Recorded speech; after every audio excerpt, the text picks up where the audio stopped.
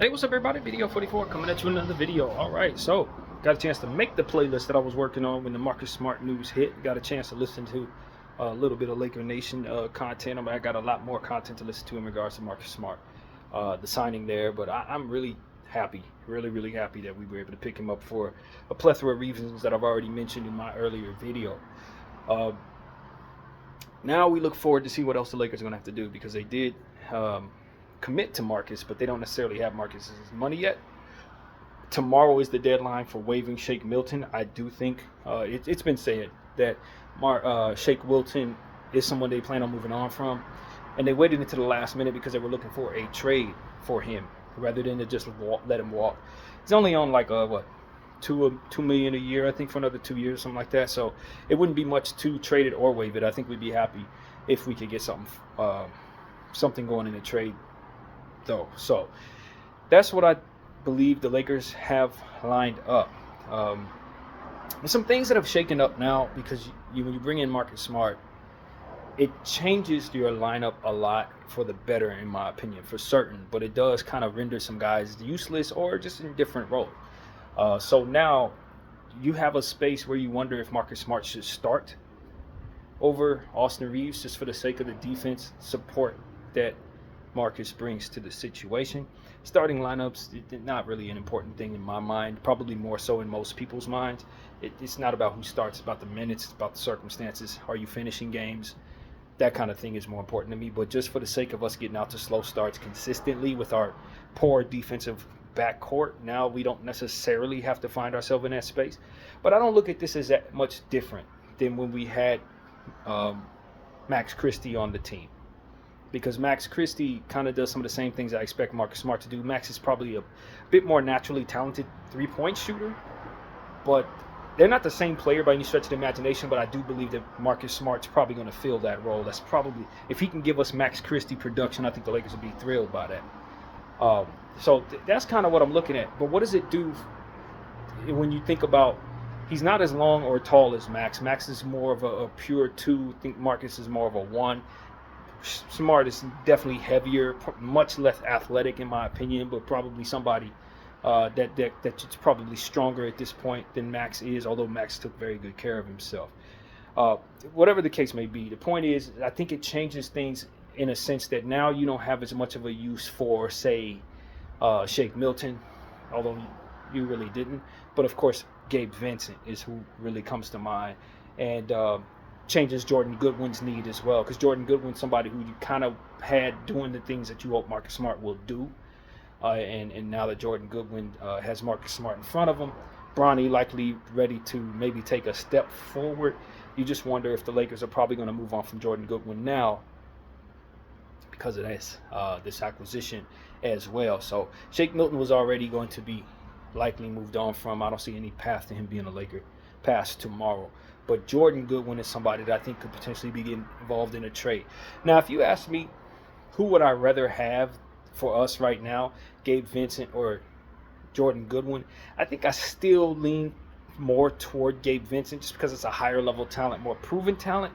But there's a weird dynamic to where I kind of trust Jordan Goodwin on the floor a little more than I trust Gabe Vincent. So that doesn't quite make any sense, but I'm looking at it from very different standpoints. I think Gabe Vincent is probably somebody who's going to still garner more attention in the market. So it becomes a conversation of how much you think you can use a player versus how much you think a player's worth.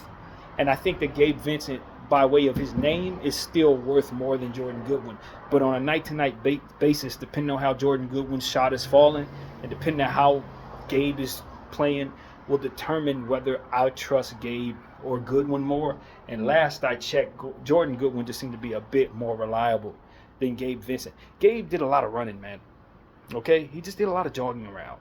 And the first season we had with Gabe, he was hurt. Second season, he was working himself back into the equation. He had some good moments, but the majority of the games that we saw Gabe in, he didn't contribute to a whole lot. He just jogged. And I still think he's a smart player. He can really help. I think on paper, you feel like you could be a real playoff monster. if both of him and Marcus Smart are playing great, you have a good backcourt of defensive-minded players who can contribute on the offensive end. I think Marcus Smart being a connective piece could potentially make Gabe Vincent a better player, because you're not asking Gabe Vincent to do anything of a point guard sort. So it slots Gabe Vincent into a role that probably fits more of what Gabe is. And I don't think you had that dynamic in place when you had Max Christie, because Max Christie was not a connective piece. Even though he was an unselfish player, he couldn't pass worth a damn. We talked about it a million times. I think he's going to improve from here, but that's not our business. He's in Dallas now. The point is, Marcus Smart is more of a natural-born passer. So he's going to make Gabe Vincent better, but I don't know if I need both of them. I don't think Marcus Smart is tall enough for me to feel as confident that I got a good backcourt of size next to Gabe Vincent in any given situation. So it becomes a situation where it's matchup based on whether or not you feel confident. Running both of them out there makes any sense at all, but you won't have to have them out there for too long, because of course this is Luka's team. You got Austin Reeves and of course Bronny James. Like I said, I think Bronny's probably going to ask for a little more time, maybe in the second half of the season, probably not as much early on, but I think he's going to find himself in rotation at some point. So with all of that being said, I think that there's a world where you probably just move on from Gabe Vincent, Jordan Goodwin, and Shake Milton. All three of them could probably be on the move. But I would caution ourselves to say we go from having some very good backup guard depth to not. And there is a world where Marcus Smart gets hurt, Bronny James ain't ready, and now you done moved on from those two, and you're kind of without what you need defensively altogether. So there's a world where Gabe Vincent fits better on this team and is more needed on this team, because we overall expectations for health has decreased now that you've replaced Max Christie with Marcus Smart, and so that has to be accounted for as well. So I think we would be wise to keep some guard depth, but if I can move on from Cardi Gabe, I feel like that probably going to be better for my nerves throughout the course of the season, because his ability to run around and do absolutely nothing really drove me crazy last season. And even though he did some things that didn't show up on the box score, I still wasn't very impressed at all. Especially with him on a contract that was like, what, $15 million a year? Now, this is the final year of that contract. Here's also something that we need to really consider.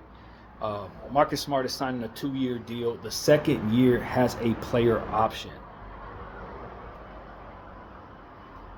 I have no problem with Marcus Smart demanding a player option from the Lakers.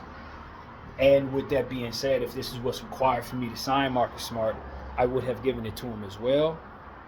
Sort of how I feel about this. This is the same opinion I have about the signing of Jackson Hayes. If you have me in the seat that Rob is in, I probably do this, but I do it without being pleased that I have to. I don't want Jackson Hayes on this team right now, but I know we need the center depth. And he's probably the best option at the time that we could reasonably afford. But I didn't want him here. Just be real. That's kind of how I feel about Marcus Smart having a player option. It's probably the most reasonable thing that we could have did to assure that Marcus Smart is a Laker. But I'd much rather that be a team option. I'd much rather there be no option, player option. Because what it ends up doing is it puts you in a weird spot come trade deadline this year, to where if you think there's a chance he's going to walk, depending on where you're at in the standings, may determine whether or not you feel the need to shop him at the trade deadline this year. And I don't want, in a nutshell, unless he just plays poorly or injured all half the season or whatever the case may be, don't see myself wanting to move on from Marcus Smart. The Marcus Smart he's been with Memphis and Boston specifically, I have no desire to trade that player. I have no desire to see him walk for nothing either. So it kind of puts me in a weird spot as a GM, to where, depending on how I'm assessing my situation, depending on how well he's playing, may determine if it makes sense for me to trade him this year. Because if he If he's balling out of control, playing like great Marcus Smart, having a career year, he's going to opt out of that deal. And you are probably not going to be re-signing him. Now, they're probably not going to be re-signing you. I really don't have a good gauge on that. And for all I know, the Lakers have every intention of re-signing him, so don't take that as gospel. But what I will say is, it then becomes a situation where you almost have to look at him as an expiring contract. It's in your best interest to cover yourself, to expect that he walks, that he opts out of that, and that he walks. And so, at the trade deadline, is there a world where it's in our best interest to move on from him, to assure we don't lose him for nothing? I think it's going to be something that people are thinking about one way or another, as we would with any expiring contract. Jackson Hayes has a no-trade clause. I think they said he waived that. And that's because he signed a one-year deal for the third straight time with the same team, which, by the way, of this collective bargaining agreement gives that player a no-trade clause. Why? I do not know. In fact, I don't think it makes any sense at all. But, nevertheless, that's what it is. So, that was the only way we could sign Jackson, unless you wanted to sign him for multiple years.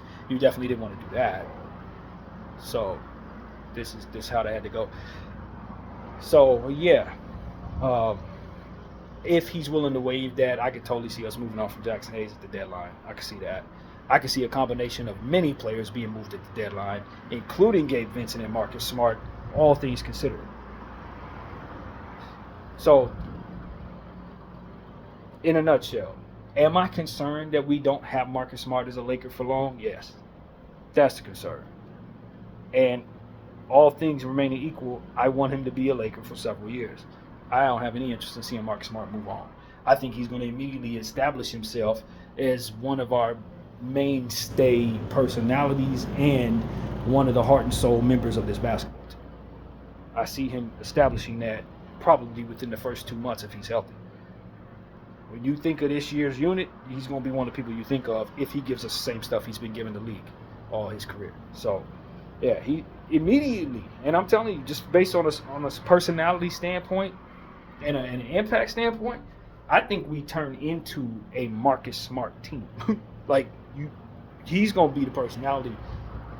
He just has that type of spirit. He's going to be the personality. And he's going to be the leader of the team from a bench perspective. Obviously, the leaders are LeBron and Luka, but he going to be the dog of the squad. He's going to be the guy that people have to deal with when they deal with the Lakers. And I like that for us. I like that a lot. So, for me, I would have been happy if the Lakers were able to ink him for 2 years without any option. No option for the team, no option for the player. Just make sure that he's in place for this year and next year. But I think the likelihood that he opts in is if something goes wrong. And if something goes wrong, we probably don't want to keep him. That's the problem with a player option. If the player plays great, he's going to go test the market. He's going to get his money elsewhere. He leaves you goodbye. Just like we just had happen with Dorian Finney-Smith, although I'm not really all that upset about that. So, it is what it is, man. I like what Rob has done. I keep telling y'all, I think Rob is doing a pretty solid job, if not good job. And this signing solidifies that quite a bit. Jake LaRavia, love that signing. DeAndre Ayton getting bought out is amazing. Marcus Smart getting bought out is amazing. I'm pretty happy with these moves, man. I am much happier with these moves than I have been maybe several off seasons in a row. Obviously, the Luka Doncic trade, a lot of stuff that's come our way has really been luck, but you had to have had certain things in place as well that you would have had to have held on to and not made trades and did different things in order for us to be flexible and have particularly the first round pick that was able to get Luka. You had to hold on to those things and say no to certain things that people were egging him on to do in order for that stuff to be in place to assure we were right for what we needed in order to make things happen. So as I always say, be in the ready position. Just like on the basketball floor where you hold your hands out when you expect a pass, even if you don't necessarily feel the passer has the angle to get you the ball. If you're playing with a Steve Nash, a Magic Johnson, LeBron James, Luka Doncic, you better have your hands in a ready position at all times because the pass can come your way at any minute. That's how it is in the market as well. What does it look like to have your hands ready? Making sure you have picks and tradable players and just a nice overall book situation, for which I've been preaching on this channel for years. And people always seem to have opposite thoughts, but they're always happy when we have an opportunity to do great things, and those things are only possible because we remain flexible. So as I said, I'm happy he has been doing minimal moves for the last 2 years. It put us in a position to have the opportunity to be in the ready catch position for the stuff that we've acquired this season, and of course the Luka Doncic trade. So I think our flexibility, discipline is only going to put us in a position to make more big splashes in the future, and that's what I continue to preach on this channel.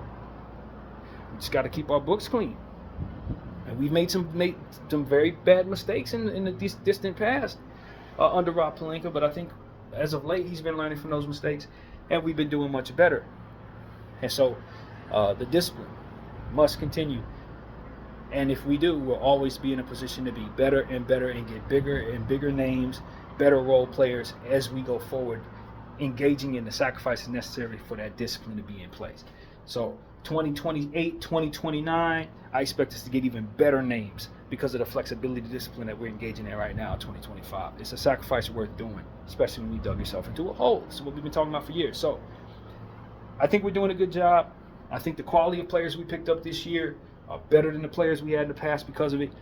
And I just want us to understand that as fans, so we're not asking our team to do stupid crap, which I see a great deal of our organizational fans continue to request on these different forums that I pay attention to, where they read off the fan trades. Could you give away a first-round pick for a guy on the back of the bench? I saw some crap this morning, it blew my mind. Dude was talking about some dude on the back of the Sacramento bench. He wanted to give away Dalton Knecht, Shake Milton, and a first-round pick heavily protected for Keon Ellis. I almost threw my phone out the window. Like, yo, Laker Nation family, all of us, seriously, stop doing that. I understand you've heard of a guy. That does not mean you want to overpay for a guy, especially when he's a role player or even a back of the bench guy that we really, really like. Do not be so frivolous with your first round picks, even if they're heavily protected swaps from a year that you don't expect it to be a good draft. I don't care about any of that. Just make sure that you have your picks in hand, because those picks turn into talented young players that ultimately you want to do this crap in regards to getting. No, just draft them or have them ready in hand to make a big trade, because people are always ready to do stupid crap. Don't be the person that's ready to do stupid crap. Be the people who are ready to take from those who are willing to do so. How you think OKC is as championship level talented as they are? It's because they were in the ready position to capitalize on people doing stuff like that. They had the picks in return for the dumb stuff that people always want to do, trying to live up to a given moment. As I said on a video that I made yesterday in regards to a different topic, every tomorrow has a today. And I was thinking about the Lakers when I came up with that phrase. What does it mean in regards to this particular situation? No matter what you got going on at any given moment, it's going to be a today where people are demanding that you have the most on your team in that day. No matter what, there's always going to be somebody that day saying, I want you to give me what I want for today. And tomorrow, you know what they're going to want? The same thing. They're going to say today, tomorrow. Today, I want this. And you didn't get it to me, you're failing. And then tomorrow comes around. Today, I want this. And if you don't get it to me, you're failing. It's like at some point in time, we just got to understand you're going to have to disappoint those people for the temporary, so that you can replenish what's necessary to assure that you can take care of them tomorrow. Because that day, they're going to come around and say, I want this. And because of it, you're going to be able to give it to them. Otherwise, if you keep trying to live in the moment with those people's demands, instead of making sure that you have what you need to be as flexible as possible, you are never going to make those people happy. You're going to keep kicking the can down the road, and eventually you're going to have to turn to them and say, no, might as well be today. Because every today has a tomorrow. Every tomorrow has a today. So you get the point, man. That's really what it comes down to. I want Rob Pelinka to always understand that every tomorrow has a today. Trying to keep these Laker fans happy is an empty thing. It's empty, because every day somebody who don't know nothing is going to say they want something that they have no business asking for. And if you try to get it to them, give it to them, you're going to be worse off for it. And that's just really what it comes down to. So that's pretty much what it comes down to for me in regards to this video. I like the Marcus Smart signing a lot. I like the Jake LaRavia signing a lot. And I would love for the Jackson Hayes signing to not necessarily be of need for us. He did have some good moments last year, no doubt, but I just think we've reached the ceiling with that young fella. And I just don't know if I really ever will trust him in the playoffs under any circumstance. And we're a team that's trying to make the playoffs and do big things when we get there. So, all things considered, we give him another shot, see what happens with that player. But hopefully we don't need him as much because we're going to have DeAndre Ayton. So, health expectations now, they come down. Our health expectations, the floor for how healthy we should expect our team to be, drops a little bit, if not a lot, because you're bringing in Ayton, you're bringing in Smart. Them dudes are known for being hurt. They're known for it. So you're going to have to expect that they probably play about 50 games apiece. Make sure that the talent that you're putting on the floor can make up for that. I think that should be what we do now. If we can turn Gabe Vincent into somebody that helps with that, if we can turn Shake Milton into somebody that helps with that, if we can turn whoever else, I don't know who it would be, into somebody who can help us with that. And Abdul Thiro, Abdul Thiro is a guy who's been in the college for 3 years, but I do look at him as a project. He's one of the rare 3-year guys that I have no problem waiting on for 3 or 4 years. His athleticism is out of this world. So I think he's going to be a tremendous help to our overall energy. We talk about putting Marcus Smart out there, Vanderbilt out there, Thero out there. Now you have some lockdown talent on the floor for sure that can get up and down the floor rather quickly. So I like Thero for us long term. I am super, super thrilled that he's on our squad, but I do not expect a whole lot from him in year one. And I just don't look at him through the same lens that I look at, say, a Dalton Connect, who's a 4-year guy who I want more from. So I just want to put that out there because we talked about Dalton Connect being a 4-year guy and me not being willing to wait on him. As we were speaking on the Summer League last night as he struggled once again, I don't feel the same way about Thero. And he is a 3-year guy, but it's just he's a very different type of way of looking at that player for me. I will wait for Thero to develop and turn into something that I think can be much better than he is right now, even though he's coming in a little older than most rookies. So that's really what it is, man. Dalton Connect, I still believe in Dalton's ceiling. I still believe Dalton Connect has a hell of a ceiling, but I just don't know if he's going to reach it because of his confidence issues. I got him in the Duncan Robinson category right now, and super athletic version of Duncan Robinson. I just don't expect he's going to be much of a defensive player. I would love to see him jump leaps and bounds in that area, but I don't know. We have to see if he has it in him to improve. And if he's going to be one of those guys that's stuck in his head all day and is not really thinking he could do it, so he doesn't, that's going to be a big problem for us and what we need from him. So I wouldn't be overly surprised to see Dalton Connect moved. I wouldn't be surprised to see him move tomorrow, to be honest with you. I really wouldn't. But I do think that you run the risk of selling low on a player that could potentially raise his value rather quickly if he turns it around. So we know what he can do. It's just a matter of do we have the patience for him, given the redundancy of offensive versus non-defensive talent that we have all over our roster. That's really what it comes down to. Because he's such a fantastic offensive player and such a terrible defender, I already got enough of that. I got enough of that in Luka. I got enough of that in Austin.